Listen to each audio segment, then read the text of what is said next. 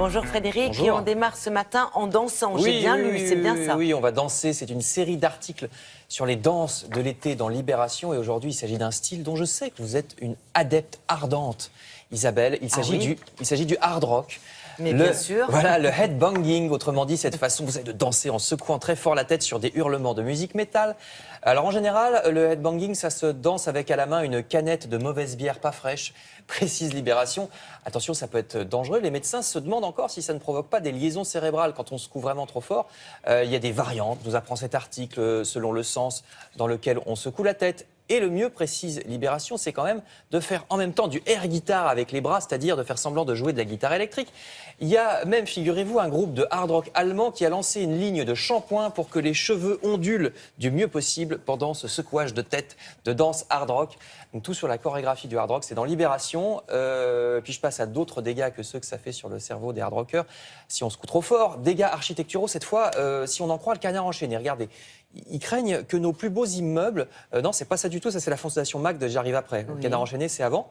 Ils craignent que nos immeubles soient saccagés, le Canard enchaîné, à cause de la manière dont seront appliquées certaines normes sur l'isolation des bâtiments. Alors, vous verrez dans le Canard enchaîné, il y a des photos avec avant-après sur des endroits où ça s'est déjà fait. On voit, voilà, c'est ça, là voilà la photo. Isolé en extérieur, voilà. c'est ça? Vous voyez, au départ, c'est de l'isolation thermique, c'est très bien de faire de l'isolation thermique, mais ça fait des économies de chauffage. Mais transformer une maison normande à Colombage en cette espèce de machin qu'on voit à droite, c'est peut-être un petit peu dommage. C'est-à-dire, dans ces cas-là, on isole par l'intérieur et pas par l'extérieur. Alors, justement, le Canard regrette qu'il n'y ait pas des dérogations pour les bâtiments qui ont des façades remarquables. Est-ce qu'il va falloir envelopper de plastique les immeubles haussmanniens, par exemple?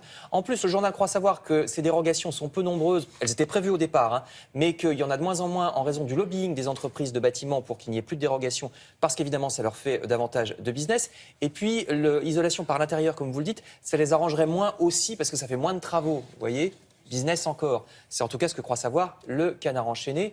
Ce serait en tout cas dommage d'abîmer certains bâtiments, notamment celui qu'on a vu tout à l'heure et qu'on va revoir tout de suite.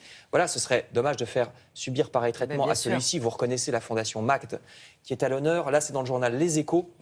Les Échos, ils font une série de l'été sur l'architecture, et donc l'architecture ici de la fondation MACD, les MACD étant un couple de galeristes qui, dans les années 60, ont créé ce bâtiment étonnant à Saint-Paul-de-Vence, fondation dont vous lirez toute l'histoire donc dans Les Échos. Et puis je termine avec l'agenda culturel du Parisien. Aujourd'hui en France, le journal a aussi un cahier estival. Vous découvrirez donc l'île de Watt, par exemple, île particulièrement sauvage au large du Morbihan et où il n'y a pas de voiture. Par contre, de longues plages paradisiaques, nous dit le journal, une île qui vit de moins en moins de la pêche et de plus en plus du tourisme. Le Parisien vous parle aussi de ce que vous pouvez lire cet été, à la plage précisément. Alors, ils sont allés sur une plage de Charente-Maritime voir ce que les gens lisaient. Alors, il n'y a pas que des enfants avec des bandes dessinées, il y a aussi beaucoup de romans. Évidemment, l'été, c'est le moment où j'amène lire des romans, plutôt des romans sentimentaux d'ailleurs. Vous lirez le palmarès dans cet article, selon ce qu'ils ont trouvé chez les gens qui étaient à la plage. Enfin, dans le même ordre d'idées, mais là c'est un roman feuilleton qui passe à la télé, le journal vous rappelle que ce soir c'est une soirée spéciale Plus belle la vie sur France 3. Il y aura 5 épisodes à la suite, parce que c'est tous les épisodes en retard qui ne sont pas diffusés en ce moment sur la 3 à cause des Jeux Olympiques. Donc si vous êtes un aficionado de la série, à vos marques ce soir à 20h55 sur la 3 pour rattraper les 5 épisodes de retard.